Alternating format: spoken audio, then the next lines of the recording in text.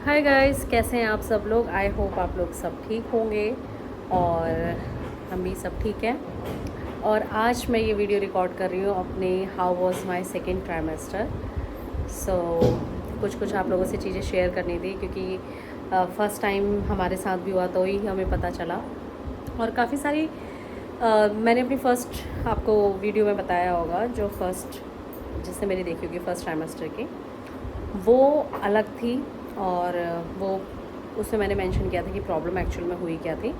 लेकिन जो second trimester की प्रॉब्लम थी ना गाइस, वो हमारी बहुत ज़्यादा एक तरीके से होंगे सर्टेन टाइम पीरियड के लिए बहुत मेजर थी। तो हम काफ़ी डर गए थे, मैं और मेरे हस्बैंड, हम दोनों के दोनों। तो हुआ क्या था कि जब मैं लंदन से यहाँ आ गई थी एंड देन मेरा सेकेंड ट्राइमेस्टर का प्रोसीजर स्टार्ट हुआ, स्कैन कराने का सब कुछ। Then we went to the doctor. और पहले हम लोगों ने, जो हमारे लोकल एरिया के डॉक्टर थे, हमने उनको ही कंसल्ट किया। तो होता है कि आप मतलब जाते हो, वो आपको बताते हैं हाँ सब ठीक है, नॉर्मल है। मेरा स्कैन हुआ तो उस स्कैन में मतलब मुझे गायनी ने देखा तो उन्होंने बोला आप ठीक है, आप अल्ट्रासाउंड के लिए चले जाओ। सो उन्होंने रिकमेंड किया, हम लोग चले गए अल्ट्रासाउंड के लिए। देन अल्ट्रासाउंड में वहाँ पे थोड़ा सा प्रॉब्लम क्या हुई कि उन्होंने अल्ट्रासाउंड किया, हाँ सब कुछ ठीक है, सब कुछ ठीक है, क्योंकि वो सिर्फ अल्ट्रासाउंड करने वाले थे, वो कोई डॉक्टर नहीं थी and she is not gynae in fact. But जो उन्होंने बातें कही उस टाइम पे, होता क्या है कि जब बच्चा छोटा होता है, आई मीन बहुत छोटा होता है, तो कई चीज़ें आपकी डेवलप हो रही होती हैं, कम्प्लीटली होती नहीं है। तो उन्होंने बोला कि क्या कहते हैं, ये है दिक्कत है, बच्चे की किडनीज जो हैं बड़ी भी आ रही हैं और आप इनको जो है देख लो। मैं तो रिकमेंड नहीं करूँगी सो एंड सो कि कंटिन्यू करो प्रेगनेंसी को, ये वो अलाना फलाना, बहुत सारी उन्होंने बातें कहीं। और मतलब हम लोग, मैं और मेरे हस्बैंड, मतलब हम दोनों का ऐसा रिएक्शन था क्या वाला कि ऐसा क्या हो गया, क्योंकि इस वाली चीज़ की ऑलरेडी हमारी बात हो चुकी थी। लंदन में भी डॉक्टर जो थे, उन्होंने, डॉक्टर कैथरीन ने मुझसे बोला था कि थोड़ा सा इशू है, बट ये ऐसा कोई इशू नहीं है कि जिससे इतनी बड़ी स्टेटमेंट पास की जाए, क्योंकि हर चीज़ की आज की डेट में सर्जरी है, अगर कोई दिक्कत है तो उसकी उसका कोई इलाज है ना। लेकिन आप ये नहीं कह सकते डायरेक्टली कि ऐसा हो जाएगा वैसा हो जाएगा। तो लेकिन मैंने जब डॉक्टर कैथरीन से लंदन में इस टॉपिक पे बात करी थी तो उन्होंने कहा था कि प्रॉब्लम है लेकिन वो ठीक हो जाएगी, तो कोई बहुत मेजर इशू नहीं है। क्योंकि कई बार क्या होता है कि आपका डेमोग्राफिक जो इश्यूज़ होते हैं, प्रॉब्लम्स होती है, डिजीज़ होती है, तो वो एक सर्टेन रेशो होता है उसका हर एक कंट्री का। जैसे हमारी कंट्री में अलग प्रॉब्लम्स है कि हाँ दूसरे तीसरे बंदे में दिखेगी, जो यूके क्या है उनका डेमोग्राफिक इश्यूज़ कुछ और हैं, तो जो तीसरे चौथे बंदे में, आठवें नौवें बंदे में सिर्फ एक में दिखेगा। तो ठीक है, ये मैंने सुन लिया था लेकिन मैंने इसको बहुत ज़्यादा इस तरीके से नहीं लिया था। लेकिन जब हम लोग दिल्ली आ गई थी मैं, उसके बाद हम लोग गए, देन मैं और विपी हम दोनों ने मतलब उनके पास गए तो उन्होंने इस तरीके की स्टेटमेंट पास की। तो गाइस वो जो दिन था ना, मैं आपको क्या बताऊं कि वो ऐसा दिन था कि वो निकलना बहुत ज़्यादा मुश्किल हो गया था मेरे लिए और मेरे हस्बैंड दोनों के लिए। क्योंकि उन्होंने इतनी बड़ी स्टेटमेंट दे दी कि ऐसे कंटिन्यू हो सकता, मैं तो रिकमेंड करूँगी नहीं, एंड ऑल सो ऑन। मैं डॉक्टर का नाम नहीं लूँगी यहाँ पे और ना क्लिनिक का नाम बताऊँगी। तो फिर जब हम लोग घर आए और थोड़ा सा शांत, हम लोगों ने इस पर बहुत सारी डिस्कशंस करी क्या होगा, बार बार हम रिपोर्ट देखते रहे।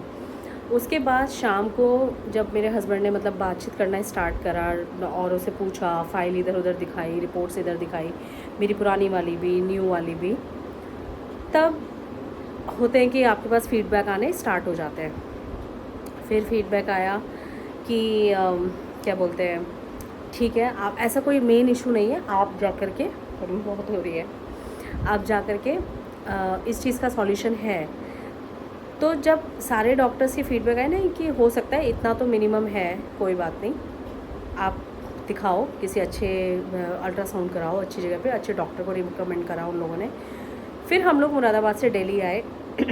फिर विपिन के एक फ्रेंड ने बताया, क्योंकि उनके साथ एक केस हो चुका था, लेकिन उनके केस की जो कॉम्प्लिकेशंस थी वो मतलब बहुत अलग लेवल पे थी। वो ये नहीं प्रॉब्लम थी, वो कुछ और प्रॉब्लम थी। तो होता है कि डर सबके मन में होता है। फिर वो मतलब बेबी नहीं रहा, ऐसा कुछ था उनका, वो होने के बाद उनको कोई दिक्कत हुई थी, बट चलो उन्होंने बहुत सपोर्ट किया। तो फिर हम लोग आए, हम लोगों को सजेस्ट किया गया अपोलो हॉस्पिटल। तो अपोलो हॉस्पिटल में डॉक्टर्स, जो फैटल डिपार्टमेंट था, तो सबसे पहले हमारी अपॉइंटमेंट थी, हम लोग अपोलो में गए, हम उन डॉक्टर से मिले। उन डॉक्टर ने जब फ़ाइल देखी, मेरी पुरानी फ़ाइल देखी, मेरे अल्ट्रासाउंड्स देखे, मेरी यहाँ इंडिया वाली फ़ाइल देखी, तब उन्होंने बोला ठीक है, कोई बहुत ज़्यादा मेजर इशू नहीं है, हम इस पर कंसर्न करेंगे कि एक तो एम्यूनिटिक फ्लूइड बढ़ा हुआ है, और ये क्यों बढ़ा हुआ है, पहला रीज़न। और दूसरा है कि अगर बेबी की किडनी बढ़ रहे हैं तो इसका रीज़न क्या है, हम इस पर मतलब इसको चेक करेंगे, देन उसके बाद हम आपको कोई डिसीजन देंगे। फिर मैं दिल्ली मेरा रुकना हुआ, उसके बाद फिर नेक्स्ट डे हमारा अल्ट्रासाउंड था। अल्ट्रासाउंड के बाद जब आया, हाँ, तो एम्यूनिटिक फ्लूइड ऑब्वियसली उसमें बढ़ा हुआ था। तो एम्यूनिटिक फ्लूइड बढ़ने के उन्होंने रीजंस बताए थे कि हो सकता है कि मेरे अंदर शुगर लेवल हाई हो। फिर जब मैंने शुगर लेवल टेस्ट किया, तीनों टेस्ट किए, before fasting, after fasting and after food, तो वो भी गाइज ऑलमोस्ट था, मेरा शुगर भी नहीं आया, है ना। तो फिर हम जब वो रिपोर्ट्स लेकर के गए डॉक्टर के पास, तो डॉक्टर ने बोला कि अगर शुगर भी नहीं है, ये नहीं है, वो नहीं है, तो NT-PTC करके भी एक टेस्ट था, तो उन्होंने कहा इसको स्किप करके, अगर ये भी नेगेटिव आता है इसको स्किप करके दूसरा टेस्ट था तो जो जेनेटिक वाला होता है कि कोई जेनेटिक प्रॉब्लम तो नहीं चलते आ रही है। तो हमने 2 टेस्ट तो बिल्कुल, उन्होंने कहा ठीक है छोड़ो, हम ये देखेंगे कि बेबी की ग्रोथ कैसी है एंड ही इज़ और शी इज़ नॉर्मल, उसके बाद हम लोग आगे कोई डिसीजन लेंगे।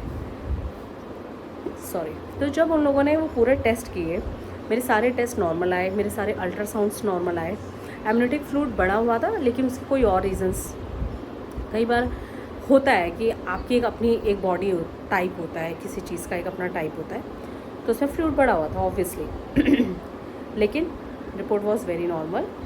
तो गाइज उसमें हुआ था कि जो किडनी थी बाद में वो भी कम हुई, उसके बाद जब बेबी बॉडी ग्रो करने लगती है, एंड जो फ्रूट था उसका लेवल भी मतलब होता है स्टेबल था, बड़ा नहीं था उसके बाद एकदम। और दूसरा उन्होंने कहा कोई डेंजर वाली बात नहीं है, कोई जेनेटिक इशू भी नहीं है, तो हमें क्या करना है, हमारे लिए बेबी अच्छा होना चाहिए, आपकी क्या चीज़ बढ़ रही है घट रही है डजेंट मैटर, आपको शुगर नहीं है।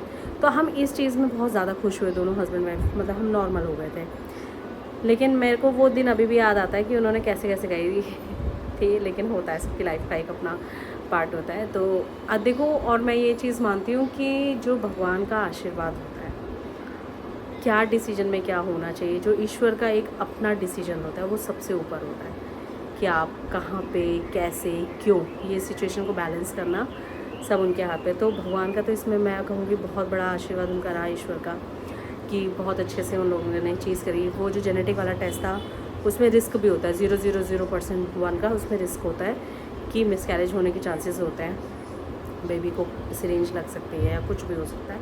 बट वो डिसीजन हमने लिया, मेरे हस्बैंड भी इस चीज़ पे थे कि ठीक है, हम कोई टेंशन नहीं है।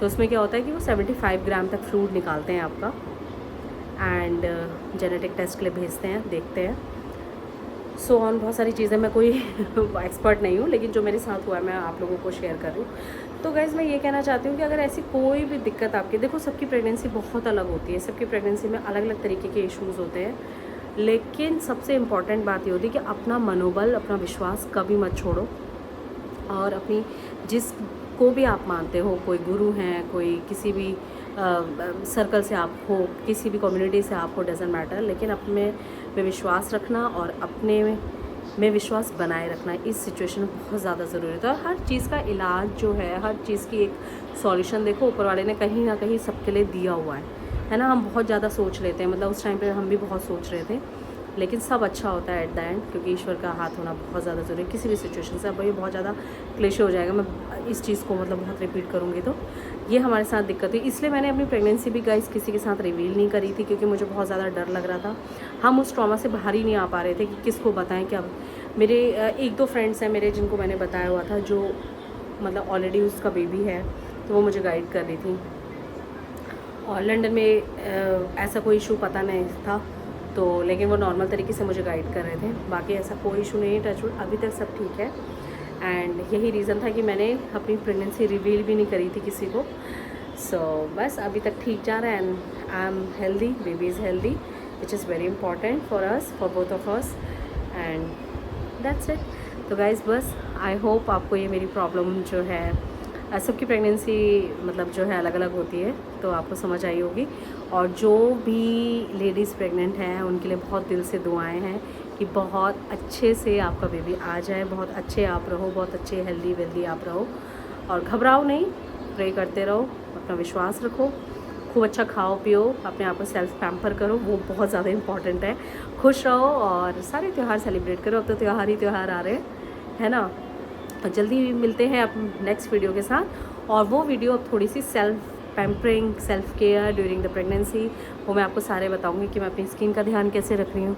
और आई होप ठीक होगा, क्योंकि मैं बहुत सारा पानी कंज्यूम, बहुत ज़्यादा पानी पी रही हूँ, वो सारी मैं नेक्स्ट वीडियो में बताऊँगी। ये वीडियो बहुत लंबी हो गई है guys, bye, love you all. और ऐसी वीडियो को लाइक करते रहें, कहीं पे कुछ गलती हो गई हो तो उसके लिए आई एम रियली सॉरी। मैं बहुत ज़्यादा एक्सपर्ट नहीं हूँ, क्योंकि मेरी फर्स्ट प्रेगनेंसी है, तो मुझे वैसे ही कुछ नहीं पता, लेकिन कोशिश पूरी करी है। कहीं पे कोई गलत वर्ड मैंने बोल दिया हो, मेडिकल टर्म कोई गलत यूज़ कर दिया हो, तो प्लीज़ प्लीज़ प्लीज़ उसको अवॉइड करना। और बस तब तक अपना ध्यान रखो, बाय।